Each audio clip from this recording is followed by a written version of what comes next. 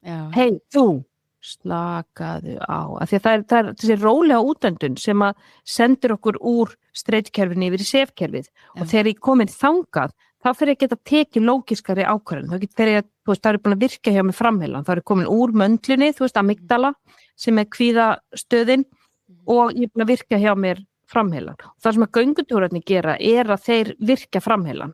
Sérstaklega þegar við erum að horfa í kringum okkur og við erum með þessar hliðarhreyfingar augna, að þá tökum við möndluna úr sambandi og þú veist, mandlan er bara það sem að allt, mandlan liggur inn að sikkur megin í heilanum, þú veist, og hún heitir amygdala sem að þýðir bara mandla á latínu og þar getur framheilin ekki virkað. Það er nulla hver aðra út.